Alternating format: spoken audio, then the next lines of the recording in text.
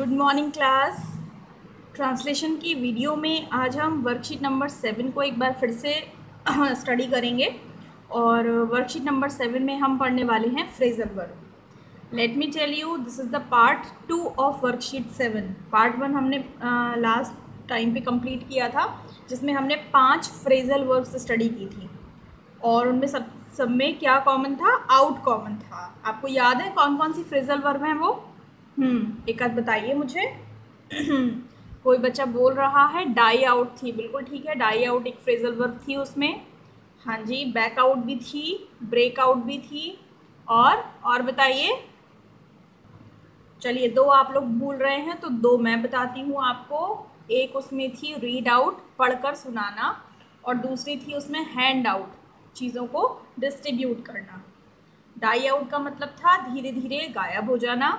Back out का मतलब था विड्रॉ कर लेना, कहीं से कदम पीछे उठा लेना।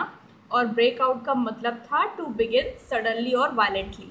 ठीक, ये पार्ट 2 है और पार्ट 2 में भी हम 5 फ्रेजल वर्ब्स पढ़ेंगे और उनमें भी वही कॉमन होगा जो पार्ट 1 में था, आउट। यानी कि इस बार भी जो फ्रेजल वर्ब हम पढ़ने जा रहे हैं उन सभी में क्या है कॉमन? आउट कॉमन है। तो सबसे पहले देखते हैं कि कौन कौन सी 5 फ्रेजल वर्ब्स हमको पढ़नी है। देखिए बच्चों, ये 5 फ्रेजल वर्ब हैं आज की हमारी। कीप आउट हम पढ़ेंगे, पास आउट पढ़नी है, किक आउट है हमारे पास, पिग आउट है और नोज आउट है। एक बार ध्यान से देखिए, कीप आउट है, pass out, kick out, pig out, nose out. मैं जल्दी से 1 मिनट के अंदर अंदर सभी का मतलब आपको बताती हूँ। सबसे पहले देखिए पिग आउट। फिर पिग आउट का मतलब होता है बहुत सारा खा लेना। और क्या चीज़ खा लेना? फास्ट फूड खाना, जंक फूड खाना। अगर आप फास्ट फूड, जंक फूड बहुत सारा खाते हैं तो आप उसे पिग आउट करते हैं। क्या करते हैं? पिग आउट करते हैं। कीप आउट, कीप मतलब रखना, आउट मीन्स बाहर, किसी व्यक्ति को बाहर ही रखना, अंदर ना आने देना, है ना। To not allow him to enter, यानी कि उसको अंदर ना आने देना, उसको बोलते हैं keep out.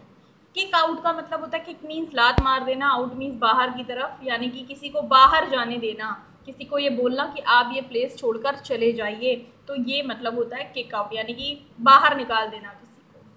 Pass out, pass out का मतलब जो होता है वो क्या होता है? पास आउट का मतलब होता है अपनी चेतना खो देना, या कॉन्शियसनेस खत्म हो जाना, या बोल सकते हैं कि बेहोश हो जाना।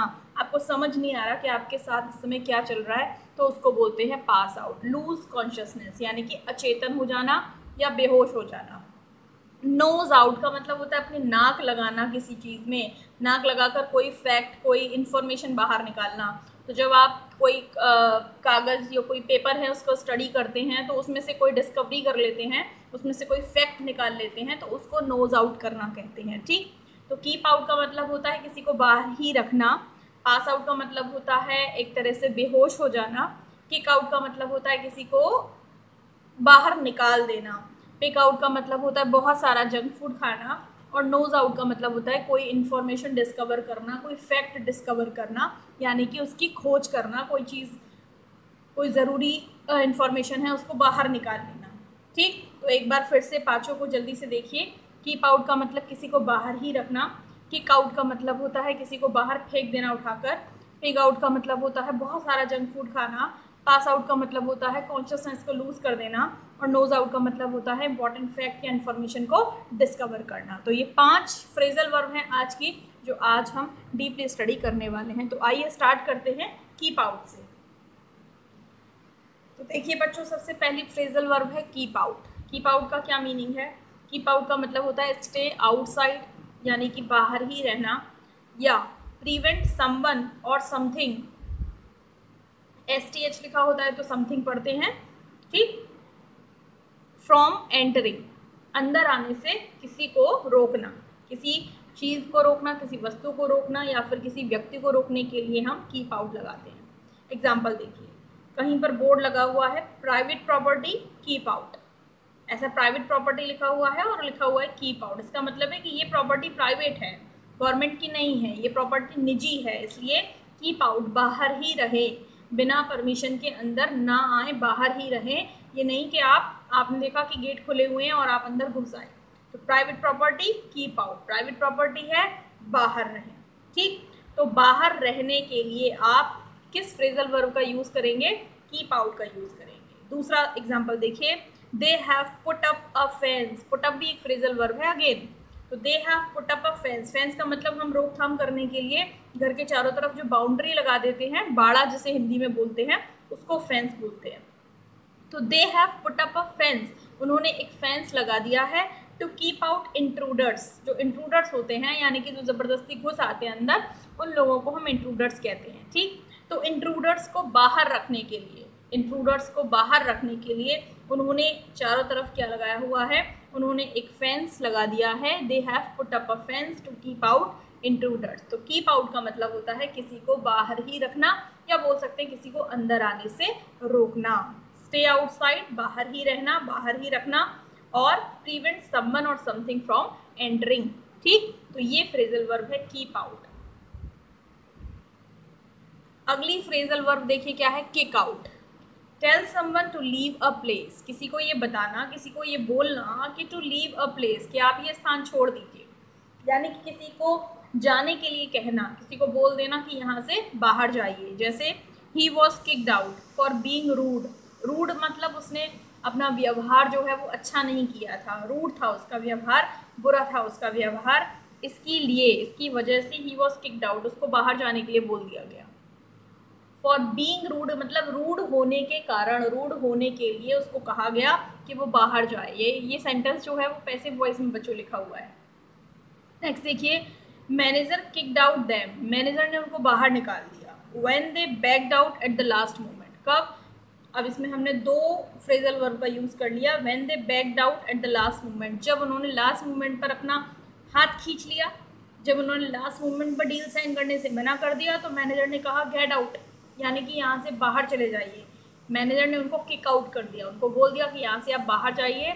आई don't have to talk to you, मुझे आपसे बात नहीं करनी है। ठीक, तो manager kicked out them when they backed out at the last moment, जब उन्होंने लास्ट मोमेंट में बैकआउट कर लिया, अपने कदम पीछे खींच लिए, तो मैनेजर को गुस्सा आ गया। Manager turned angry and he told them to leave the place, उन्होंने उसको कहा कि आप ये जगह छोड़ दीजिए। तो वहाँ हमने उसके लिए किक आउट फ्रेजल वर्ब का यूज़ किया। तो किक आउट का मतलब होता है to tell someone to leave a place, किसी प्लेस को छोड़ने के लिए किसी व्यक्ति से बोलना कि आप यहाँ से चले जाइए। तो कीप आउट का मतलब किसी को बाहर ही रखना, और किक आउट का मतलब कि अगर वो अंदर आ गया है तो उसको बाहर जाने के लिए बोल देना कि बाहर जाइए। ठीक है, हमारी नेक्स्ट फ्रेजल वर्ब है नोज आउट। नोज आउट का मतलब होता है डिस्कवर बाय सर्चिंग केयरफुली। अगर आप कोई चीज़ बहुत केयरफुली सर्च कर रहे हैं, जैसे आप डिटेल सर्च कर रहे हैं, आप कुछ ऑनलाइन फैक्ट सर्च कर रहे हैं, कुछ साइंस सर्च कर रहे हैं, तो उसके लिए हम नोज आउट वर्ड का यूज़ करते हैं। जैसे सेंटेंस देखिए, his job is to nose out unpleasant facts about important politicians. उसका जो काम है वो क्या है कि जो इम्पॉर्टेंट पॉलिटिशियंस हैं, जो महत्वपूर्ण राजनेता हैं, उनके बारे में कुछ अनप्लीजेंट फैक्ट्स यानी कि कुछ बुरी बुरी खतरनाक बातें जो हैं वो निकालना, वो नोज आउट करना, वो बाहर लाना, उनको सर्च करना केयरफुली, ये उनका जॉब है। नेक्स्ट देखिए, ही मैनेज्ड, उसने जैसे तैसे संभाला, to nose out some important facts, उसने जैसे तैसे मैनेज किया कि वो कुछ इम्पॉर्टेंट फैक्ट्स जो है वो निकाल पाए। तो जब आप इम्पॉर्टेंट डिटेल्स निकालते हैं, कुछ फैक्ट्स निकालते हैं, किसी के बारे में कुछ साइंस बाहर निकाल कर लेकर आते हैं, तो उसके लिए हम नोज आउट वर्ड का यूज़ करते हैं। ठीक, तो नोज आउट का मतलब क्या होता है, डिस्कवर बाय सर्चिंग केयरफुली। अगर आप बहुत सावधानी से कुछ चीज़ सर्च कर रहे हैं, ढूंढ रहे हैं, कुछ किसी के बारे में डेटा निकाल कर ला रहे हैं, कुछ किसी के बारे में इंफॉर्मेशन निकाल कर ला रहे हैं, तो उसके लिए हम नोज आउट फ्रेजल वर्ब का यूज़ करेंगे। तो हमने 3 फ्रेजल वर्ब स्टडी की है। कीप आउट, किसी को बाहर रखना, किक आउट, किसी को बाहर जाने के लिए बोल देना, और नोज आउट का मतलब होता है डिटेल्स को डिस्कवर करना, डिटेल्स या फैक्ट्स को डिस्कवर करना, ठीक, ढूंढ कर निकालना। अगली हमारी फ्रेजल वर्ब क्या है, पास आउट। पास आउट का मतलब क्या होता है, लूज कॉन्शियसनेस, ये लूज ही है, एक होता है LOOS लूज, वो वर्ब नहीं होती है, इसका मतलब होता है ढीला, और वो एडजेक्टिव होती है। ये LOSE भी लूज है, बट यहाँ पर ये वर्ब है। लूज कॉन्शियसनेस, कॉन्शियसनेस का मतलब होता है कि चेतना, और लूज कॉन्शियसनेस का मतलब होता है कि आपने अपनी चेतना खो दिया, आपको कुछ समझ नहीं आ रहा, आप बेहोश हो गए हैं। तो एग्जाम्पल देखिए, शी फेल्ट डिजी, उसको कुछ डिजी महसूस हुआ, यानी कि उसको कुछ धुंधला धुंधला सा महसूस हुआ, एंड देन पास्ड आउट, और उसके बाद तो वो बेहोशी हो गई। बट लकीली, लेकिन शुक्र है भगवान का, समवन कॉट हर, कि किसी ने उसको पकड़ लिया, before she hit the ground, इससे पहले कि वो ज़मीन से टकरा जाती, यानी कि उसको चोट लगती, वो ज़मीन पर गिर जाती, इससे पहले ही लकीली किसी ने उसको पकड़ लिया। तो ये पूरा लंबा सेंटेंस है, she felt dizzy and then passed out, but luckily someone caught her before she hit the ground. ठीक है, नेक्स्ट देखिए, आई गैस, मुझे लगता है, I must have passed out, मैं ज़रूर बेहोश हो गई होंगी, मुझे उम्मीद है कि मैं ज़रूर बेहोश हो गई होंगी, because the next thing I remember was the paramedic looking down at me. इसका क्या मतलब है? Because the next thing I remember, क्योंकि जो अगली चीज़ जो मुझे याद है वो क्या है? पैरामेडिक, यानी कि कोई भी नर्स या कोई भी कंपाउंडर, ठीक, जो कि मतलब नर्सिंग का काम जानता है ना थोड़ा बहुत, उसको पैरामेडिक बोलते हैं। तो was the paramedic looking down at me, मैंने देखा कि पैरामेडिक, एक व्यक्ति जो नर्सिंग का काम जान रहा है, देख रहा है, वो लुकिंग एट मी, मेरी तरफ देख रहा है। तो जब मैंने अपनी आंखें खोली ना, तो मैंने देखा कि एक आदमी मेरे सामने खड़ा है और वो मेरी तरफ देख रहा है, और वो आदमी पैरामेडिक है। तो ज़रूर मैं बेहोश हो गई होंगी, है ना, क्योंकि तभी तो मैं हॉस्पिटल में आई हूँ, तभी तो वो नर्स जो है वो मेरे सामने खड़ी हुई है। तो मुझे लगता है मैं बेहोश हो गई होंगी, इसलिए मुझे पता नहीं कि मैं हॉस्पिटल में कैसे आई, मेरे साथ सब कुछ कैसे हुआ। तो इस तरह से ये लंबे लंबे सेंटेंस जिनसे आपको डर लगता है वो भी हम लिख सकते हैं if we know the use of phrasal verb. She felt dizzy and then passed out, but luckily someone caught her before she hit the ground. I guess I must have passed out, I must have passed out का मतलब मुझे लगता है कि मैं ज़रूर या पक्का बेहोश हो गई होंगी, because the next thing I remember was the paramedic looking down at me. अब आपकी जो नेक्स्ट फ्रेजल वर्ब है वो क्या है? Pig out. और पिग आउट का मतलब मैंने बताया था आपको, बहुत सारा जंक फूड, बहुत सारा फास्ट फूड खा लेना, pig out. Whenever she is upset, जब भी वो अपसेट होती है क्या करती है? She pigs out on chocolate, वो चॉकलेट खा लेती है बहुत सारा। She pigged out on chocolate, वो चॉकलेट पर टूट पड़ती है, टूट पड़ना। नेक्स्ट देखिए, when everyone goes to bed, जब सारे लोग सो जाते हैं। गोज टू बेड का मतलब बिस्तर पर जाना, बिस्तर पर जाने का मतलब सो जाना। जब सारे लोग सो जाते हैं, पिग्ड आउट ऑन जंक फूड, तो वो रात में उठ के क्या करता है? वो रात में उठ के जंक फूड खाता है। वही नहीं खाता, आप लोग भी खाते हैं। आप लोग मुझे बताइएगा कमेंट सेक्शन में लिखकर कि जब रात में सब सो जाते हैं तब आप लोग उठते हैं, है ना, और बहुत सीक्रेटली फ्रिज खोलते हैं और देखते हैं कि मम्मी ने उसमें कुछ आपके लिए पहले से स्टोर करके रखा हुआ है कि नहीं रखा हुआ, और आप उसको खा लेते हैं। सबको भूख लगती है रात में, है ना, और सब चोरी चोरी घर में अपने खाते हैं।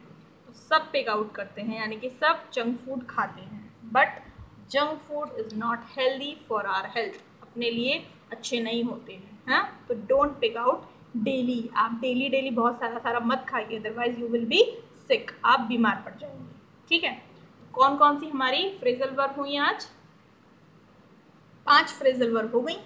कीप आउट हो गया, किक आउट हो गया, नोज आउट हो गया, पास आउट हो गया, और लास्ट क्या था? Pig out. Keep out means बाहर ही रखना, किक आउट मीन्स बाहर निकाल देना, नोज आउट मीन्स इंफॉर्मेशन को डिस्कवर करना, पास आउट का मतलब लूज कॉन्शियसनेस, और पिग आउट का मतलब ईट अ लॉट जंक फूड। ठीक है, तो ये आज की क्या थी? फ्रेजल वर्ब थी। पिछली वाली याद है आपको? मैं यहाँ पे लिखती हूँ, ठीक है। क्या थी? रीड आउट थी। क्या थी? रीड आउट थी। रीड आउट का मतलब क्या था? पढ़कर सुनाना। उसके बाद डाई आउट थी। क्या थी? डाई आउट का मतलब क्या होता है? धीरे धीरे गायब हो जाना। उसके बाद क्या थी? हैंड आउट थी। हैंड आउट का मतलब क्या होता है? डिस्ट्रीब्यूट करना। ठीक है, और एक थी बैक आउट। बैक आउट तो आपने यहाँ पर भी पढ़ ली, विड्रॉ कर लेना, अपने पैर पीछे खींच लेना। और एक थी ब्रेकआउट। ब्रेकआउट का मतलब क्या था? अचानक से किसी चीज़ का फूट पड़ना, जैसे युद्ध हो जाना अचानक से, बीमारी का फैल जाना अचानक से, आग लग जाना अचानक से, आंसू निकल आना अचानक से। तो अगर अचानक से और बहुत तीव्र तरीके से कोई घटना हो रही है तो उसके लिए हम ब्रेकआउट लगाते हैं। तो ये इन टोटल आपकी वर्कशीट नंबर 7 में जो 10 फ्रेजल वर्ब थी वो मैंने आपको यहाँ पर अच्छे से समझा दी हैं। अब आप लोग इनका यूज़ करेंगे। Promise me you are going to use them, because if you do not use them आप भूल जाएंगे इनको। किसी भी वर्ड को याद करने का सबसे अच्छा तरीका जो होता है वो क्या होता है, वो यही होता है कि आप उनका उल्टा सीधा टेढ़ा मेढ़ा यूज़ करते रहें। आप ये ना सोचें कि आप गलत कर रहे हैं कि सही कर रहे हैं, बस आप करें। आप हिंदी इंग्लिश मिलाकर बोलें, इसलिए मैं आपके सामने भी ऐसे बोल रही हूँ, है ना। हिंदी इंग्लिश मिलाकर बोलें कि मम्मी मैं क्या पिक आउट नहीं कर रहा हूँ, मम्मी मैं आज से पिक आउट करना बंद कर दूँगा। ठीक, तो इस तरह से आप जो है वो इन फ्रेजल वर्ब का हिंदी इंग्लिश मिलाकर भी यूज़ कर सकते हैं। बस ध्यान में रखें कि कौन सी फ्रेजल वर्ब को किस तरह से यूज़ करना है। सब में एक चीज़ कॉमन है कि सब में हमने आउट यूज़ किया है, ठीक है, जिससे कि आपको याद करने में थोड़ा आसानी रहेगी, आपको याद करने में मुश्किल नहीं आएगी। तो आज के लिए बस इतना ही, इसे नोट कीजिएगा, समझिएगा। अगले वीडियो में फिर से मिलते हैं नए टॉपिक के साथ, नई फ्रेजल वर्ब के साथ। Till then take care of yourself, bye bye.